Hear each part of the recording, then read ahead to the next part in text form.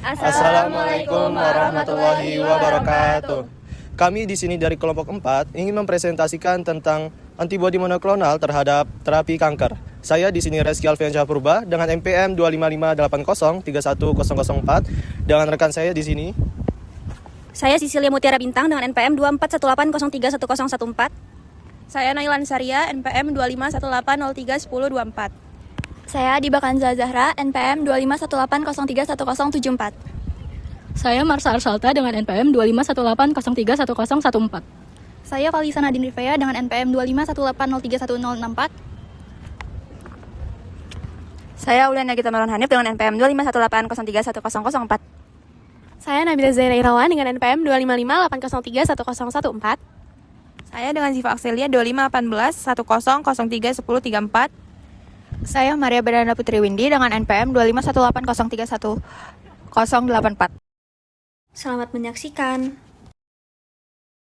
Halo semuanya, kami dari kelompok 4 akan membahas mengenai materi yang telah kami diskusikan sebelumnya, yaitu mengenai materi produksi antibodi monoklonal pada terapi kanker.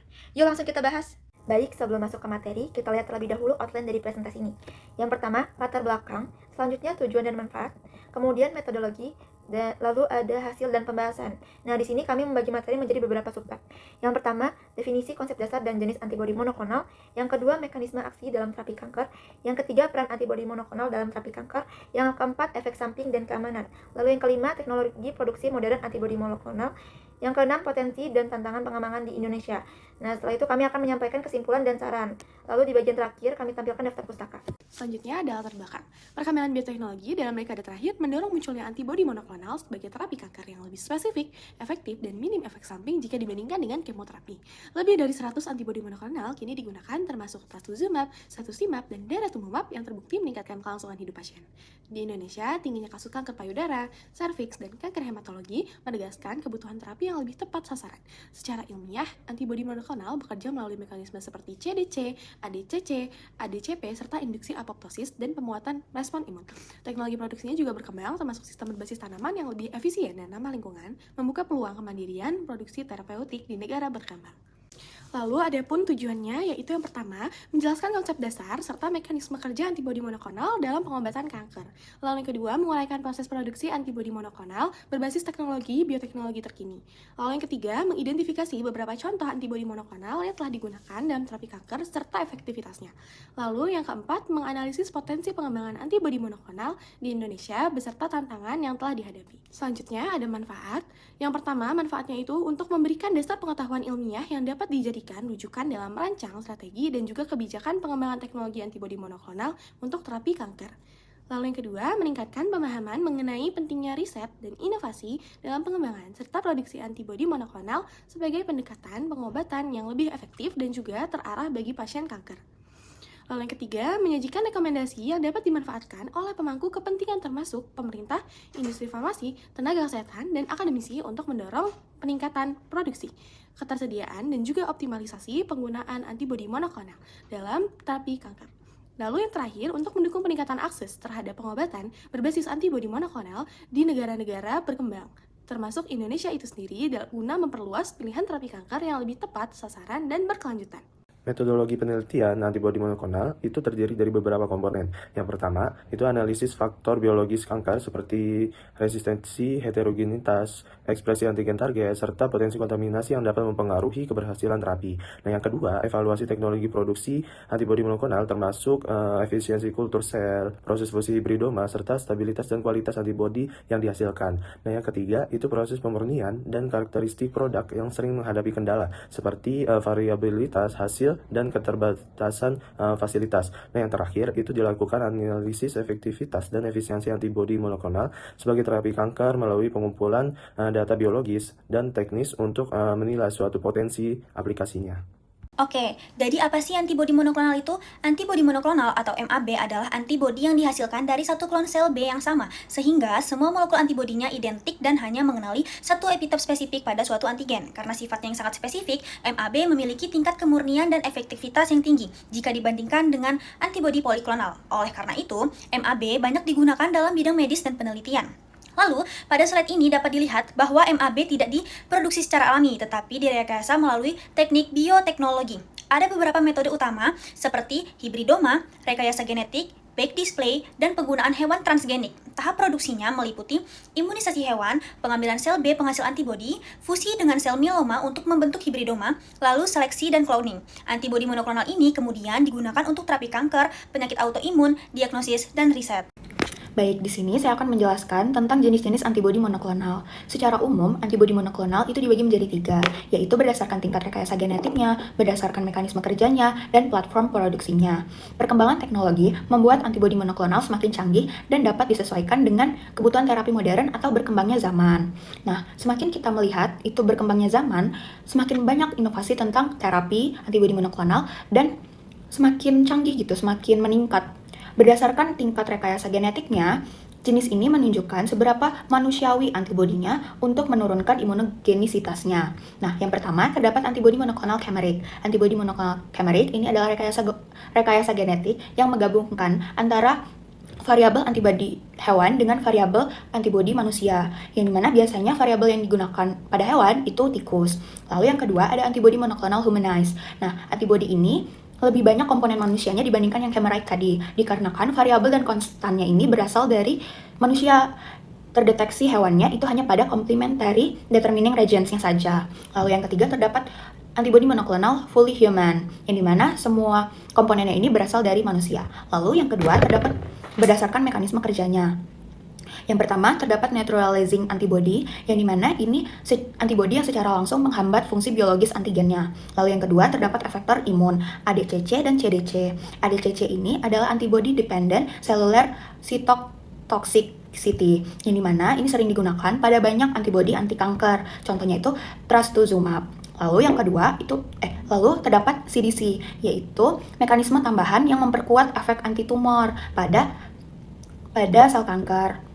Lalu terdapat antibody drug conjugates atau ADC, yang dimana ini sebagai sistem pengantaran antitumor tadi ke sel kanker langsung gitu. Lalu ada immune checkpoint inhibitors, yang dimana dia mencegah sistem imun berlebihan pada kanker. Lalu yang ketiga terdapat berdasarkan platform produksinya. Nah, pada zaman dulu itu sering menggunakan kultur sel mamalia, yang dimana dia kualitasnya stabil, tetapi harganya relatif tinggi. Nah, dengan berkembangnya zaman dan inovasi, terdapat penemuan yang dimana menggunakan tanaman plant-based system, itu Nicotiana benthamiana, yang dimana dia menggunakan biaya yang lebih rendah dan lebih efektif, yang dimana dapat membantu negara-negara berkembang juga karena mudah didapatkan, seperti di Indonesia. Mekanisme efektor antibodi ADCC, CDC, dan ADCP. Yang pertama, ADCC. Pada mekanisme ini, antibodi menempel pada antigen di permukaan sel tumor. Yang kedua, CDC. Antibodi yang menempel pada sel tumor dapat mengaktifkan sistem komplement. Selanjutnya, ADCP. Pada mekanisme ini, makrofag mengenali antibodi yang sudah terikat pada sel tumor melalui reseptor, kemudian melakukan proses fagositosis. Selanjutnya, mekanisme aksi dalam terapi kanker. Mekanisme utama kerja antibodi monoklonal dimulai dari proses pengikatan antara domain variabel antibodi dengan protein target pada sel kanker. Interaksi ini mampu menghambat fungsi target, memicu reaksi imun, atau membawa molekul terapeutik langsung ke sel tersebut. Lalu, mekanisme blocking. Antibodi bertindak sebagai penghambat molekul kunci dalam regulasi proliferasi dan kelangsungan hidup sel tumor. Selanjutnya, mekanisme blokade checkpoint imun. Antibodi menargetkan molekul penghambat untuk mengganggu sinyal jalan serang pada sel T, sehingga mampu menghancurkan sel kanker secara lebih efektif. Selanjutnya, fungsi kerja. Mengaktifkan respon imun terhadap sel kanker, penanda yang menandai sel kanker untuk dihancurkan oleh sistem imun, mengaktifkan sistem komplement melalui complement dependent cytotoxicity CDC, kemudian membawa pemuatan terapeutik melalui antibody drug conjugate ADC, lalu membawa isotop radioaktif untuk mengarahkan radiasi langsung ke sel tumor. Selanjutnya yaitu peran antibodi monoklonal dalam terapi kanker. Antibodi monoklonal berperan penting dalam berbagai terapi kanker karena kemampuannya mengenali antigen spesifik pada sel tumor dan mengaktifkan mekanisme efektor imun untuk menghancurkannya. Berdasarkan rangkuman dari beberapa jurnal, MAB ini bekerja melalui berbagai mekanisme sesuai dengan jenis kanker dan target terapinya. Yang pertama yaitu menghancurkan sel kanker secara langsung. MAB dapat memicu mekanisme efektor seperti CDC, ADCC, ADCP, serta induksi apoptosis langsung. Contohnya yaitu daratumab pada kanker hematologi. Yang kedua, mengaktifkan mengaktifkan sistem imun melalui immune checkpoint inhibition. MAB bekerja dengan memblokade jalur regulasi imun sehingga sel T akan kembali aktif menyerang tumor dengan target PD1, PDL1, dan CTLA4. Contoh obat ada pada pembrolizumab, nivolumab, dan ipilimumab. Yang ketiga yaitu mengantarkan obat sitotoksik, yaitu antibody drug conjugate ADC. MAB dijadikan kendaraan untuk membawa obat langsung ke sel kanker untuk meningkatkan efektivitas dan mengurangi toksisitas. Dengan contoh trastuzumab deruxtecan pada kanker payudara HER2-low. Yang keempat yaitu meningkatkan efektivitas radioterapi, radiosensitizer. Beberapa MAB itu meningkatkan sensitivitas sel kanker terhadap radiasi, sehingga terapi akan lebih efektif. Dengan contoh cetuximab dan antibodi penarget SPINK1. Yang kelima itu memperkuat terapi melalui teknologi nano dan bioteknologi baru. Inovasi seperti nanopartikel emas atau carrier berbasis bakteri anaerob itu dapat meningkatkan penargetan tumor oleh MAB. Yang terakhir adalah alternatif produksi murah, plant produced antibody. MAB yang diproduksi melalui tanaman menawarkan solusi biaya rendah serta skala produksi cepat untuk terapi kanker. Efek samping dan keamanan MAB. Efek sampingnya adalah gejala ringan seperti ruam, demam menggigil, sesak nafas, dan bisa terjadi anafilaksis dan sindrom pelepasan sitoksin. Menurut Peterson 2022, sangat bergantung pada target biologisnya, toksisitas organ. Keamanannya adalah dinilai lebih aman daripada kemoterapi karena menargetkan pada antigen spesifik sel kanker. Keamanan dipengaruhi jenis antibodi, spesifisitas target, dan kondisi pasien. Menurut Azizi 2024, contohnya trastuzumab sebagai terapi anti HER2 biosimilar dan trastuzumab subkutan. Saya akan menjelaskan tentang teknologi produksi modern antibodi monoklonal. Yang pertama yaitu teknologi hibridoma, yang merupakan proses fusi antara sel B penghasil antibodi dengan sel myeloma sehingga menghasilkan satu jenis antibodi yang spesifik. Yang kedua yaitu immortalisasi sel B. Produksi antibodi monoklonal dari sel B manusia dapat dilakukan melalui immortalization. Yang ketiga yaitu teknologi display. Jenis teknologi display yang dikembangkan yaitu meliputi bacterial display, yeast display, phage display, dan ribosom display. Yang keempat yaitu hewan transgenik. Teknologi ini mengekspresikan antibodi pada permukaan mamalia seperti CHO atau HEX293. Yang kelima yaitu produksi antibodi melalui DNA dan RNA. Antibodi kini dapat diproduksi langsung di dalam tubuh pasien melalui injeksi. Yang keenam yaitu hewan transgenik sebagai penghasil antibodi manusia. Hewan seperti Xenomouse, HUB, MAB mouse, dan Omnimouse telah direkayasa agar memiliki gen imunoglobin manusia. Yang terakhir yaitu ketujuh, teknologi sel B tunggal, yaitu memisahkan sel B tunggal yang menghasilkan antibodi spesifik, lalu mengkloning langsung gen rantai berat dan ringan antibodi tersebut. Indonesia memiliki potensi besar dalam pengembangan antibodi monoklonal. Sumber daya manusia bioteknologi terus berkembang dan kebutuhan terapi berbasis imun terus meningkat. Namun, pengembangannya masih menghadapi tantangan seperti biaya produksi yang sangat tinggi, fasilitas laboratorium berstandar internasional yang terbatas, serta infrastruktur industri bioteknologi skala besar yang masih minim. Terdapat 4 poin yang dapat kami simpulkan. Yang pertama, antibodi monoklonal adalah protein yang dirancang untuk mengenali antigen spesifik pada sel kanker. Dengan menempel pada targetnya, antibodi ini memicu respons imun dan menghambat sinyal pertumbuhan sel kanker, sehingga bekerja lebih selektif dan umumnya menimbulkan efek samping lebih rendah dibanding terapi konvensional. Yang kedua, produksi antibodi monoklonal dilakukan melalui rekayasa genetik sel inang yang diprogram menghasilkan antibodi tertentu, kemudian dikultur dalam skala besar. Teknologi modern memungkinkan produksi antibodi menjadi lebih efisien, stabil, dan spesifik untuk kebutuhan terapi medis.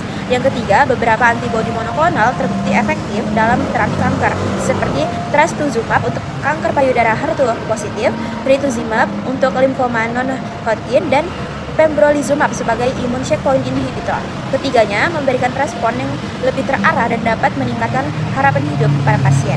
Dan yang terakhir, keempat, pengembangan antibodi monoklonal di Indonesia memiliki potensi besar berkat pengembangan sumber daya manusia, bioteknologi, dan meningkatnya kebutuhan terapi imun. Namun, tantangannya seperti tingginya biaya produksi, keterbatasan fasilitas laboratorium, dan minimnya infrastruktur industri masih perlu diatasi agar Indonesia dapat mandiri dalam produksi MAB. Saran dari kami, pengembangan antibodi monoklonal perlu terus ditingkatkan dengan memperluas penelitian tentang mekanisme kerja, efektivitas, dan keamanannya pada berbagai jenis kanker. Inovasi produksi juga penting seperti optimasi kultur sel atau penggunaan platform bioteknologi baru agar biaya menjadi lebih efisien dan terjangkau. Indonesia perlu memperkuat kapasitas riset dengan menyediakan fasilitas laboratorium yang memadai, meningkatkan kolaborasi antar lembaga penelitian, universitas, dan industri, serta didukung kebijakan pemerintah. Dengan langkah-langkah tersebut, pengembangan antibodi monoklonal diharapkan semakin maju dan memberi manfaat lebih luas bagi layanan masyarakat. Sekian yang dapat kami sampaikan. Terima kasih. Wassalamualaikum warahmatullahi wabarakatuh.